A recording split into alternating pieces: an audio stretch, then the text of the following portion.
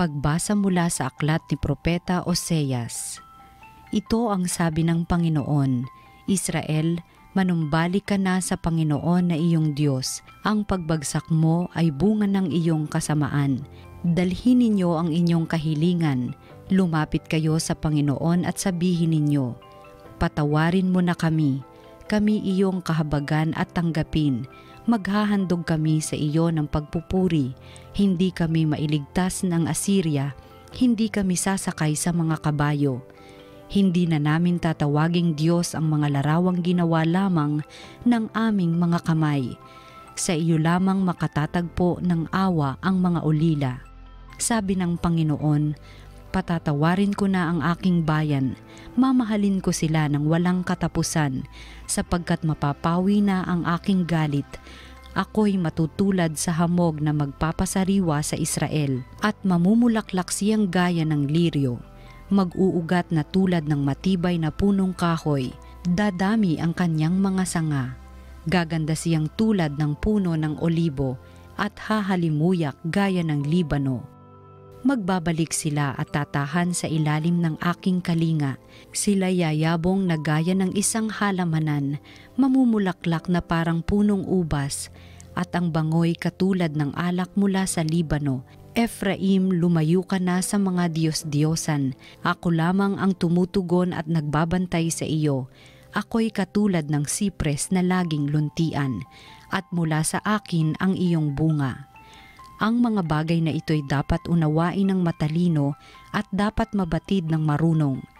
Matuwid ang mga daan ng Panginoon at doon tumatahak ang mabubuti, ngunit madarapa ang mangangahas na sumuway. Ang salita ng Diyos.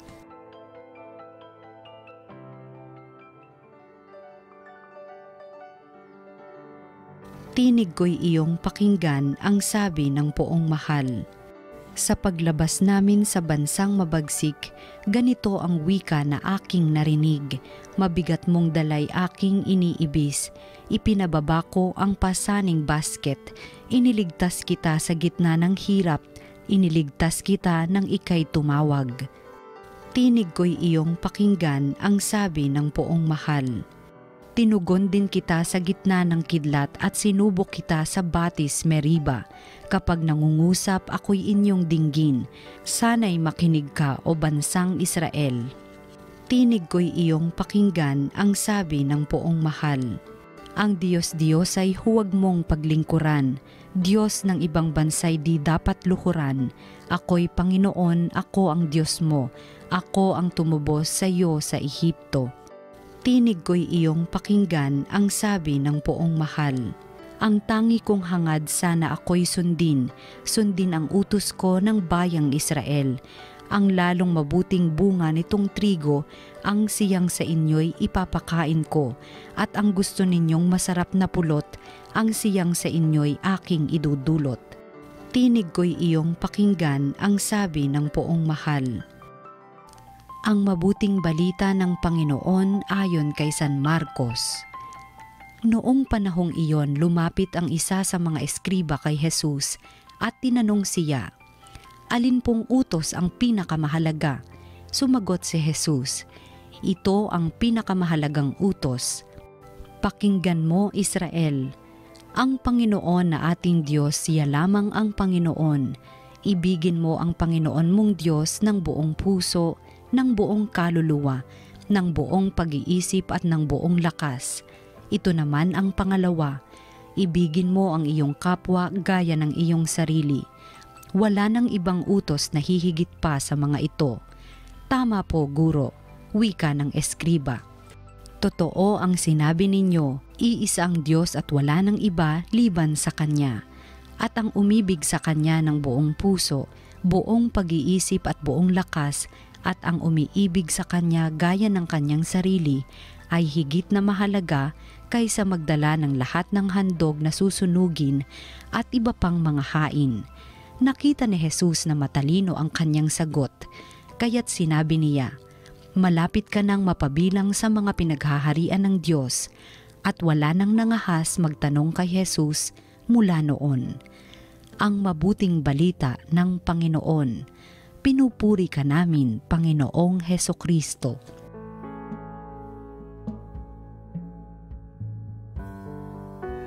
Sa totoo lamang po, at magkatapatan tayo, sino o ano po ba talaga ang pinakamamahal natin sa buhay? Magandang sagutin ito. At masasagot natin ang tanong na ito kung ating iisipin, sino o ano ba ang ating binibigyan o pinag-ukulan ng pansin o pagpapahalaga ng pinakahigit sa lahat. At yun ang ating pinakamamahal. Yung laging laman ng ating isip. Yung ating laging inaalaala. Yung tayo'y nababahala kapag wala sa ayos o may problema sa kanya. Yung tayo'y nabibigyan niya ng kaligayahan na hindi maikukumpara sa ibinibigay ng iba.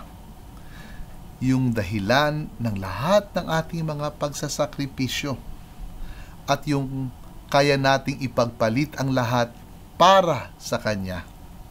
Yon ang pinaka-mamahal natin sa buhay. At sino yon o ano yon? Sa totoo lamang, magkatapatan po tayo. Masasabi ba natin na itong pinakamamahal natin sa buhay ay walang iba kundi ang ating Panginoong Diyos? Malamang ay hindi. At malaking tulong na maamin natin ito ngayon pa lamang na hindi ang Panginoon ang ating pinakamamahal sa buhay upang tayo makapagpasya na gumawa ng paraan para ang pagkakamaling ito ay ating maitama. Sapagkat magkatapatan tayo, sa totoo din lamang, ang higit na laman ng ating isip, puso, diwa, damdamin at salita. Ano yan? Ang ating mga ambisyon at ating mga pangarap. Ang ating mga mahal sa buhay, pamilya, mga anak. Ang ating negosyo, hanap buhay, at mga kayamanan. Ang mga pagkakataon na tayo ay magkaroon ng impluwensya at kapangyarihan, maging kilala o kaya'y maging tanyag. Ang ating mga bisyo, mga luho at layaw, napakarami nila na talagang pinag-uukulan natin ng higit na pansin kaysa sa iba, ngunit hindi ang ating Panginoong Diyos. Ang panahon ng Kwaresma ay paanyaya po sa pagsisisi at paghingi ng tawad sa Diyos. Ito po ang mensahe ni Propeta Hosea sa ating unang pagbasa. Ang sabi niya ay hihingi tayo ng tawad sa Diyos dahil ipinagpalit natin siya sa napakarami kung sino-sino o kung ano-ano na mga Diyos-Diyosan sa ating buhay. Ang tagubilin nga ng ating Panginoong Hesus sa ating Ebanghelyo, ibigin mo ang iyong Panginoong Diyos ng higit sa lahat, ng buong puso, ng buong kaluluwa, ng buong pag-iisip at ng buong lakas. Oo, iibigin natin ang ating kapwa gaya ng pag-ibig natin sa ating sarili, ngunit ang tagubilin na ito ay pumapangalawa lamang. Ang Panginoong Diyos ang number one dapat sa ating buhay. Ngunit alam ninyo, ang Kwaresma ay hindi lang may paanyaya sa pagsisisi at pagbabagong buhay. Mayroon ding napakahalagang biyaya ang Kwaresma na iniaalok para sa ating lahat. At ano yun? Ang biyaya po ng pagpapatawad na siguradong ipagkakaloob ng Diyos sa mga pusong nagsisisi at nagbabalik loob Ito po ang tugon at napatunayan na ito ng Panginoong Hesukristo kaya't ating sinasampalatayanan si Jesus na nag-alay ng kanyang sariling buhay, namatay at nagtagumpay sa kamatayan dahil sa ating mga kasalanan. Sigurado, ang tugon ng ating Panginoong Diyos sa ating mga kasalanan, hindi parusa, hindi paghihiganti, kundi pagpapatawad. At ano itong pagpapatawad?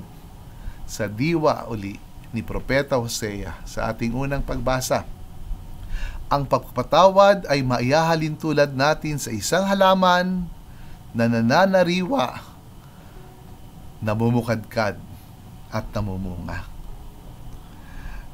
Magkatapatan tayo, dala ng ating mga kasalanan at napakadami nating kinakapitan na kung sino-sino at kung ano-ano.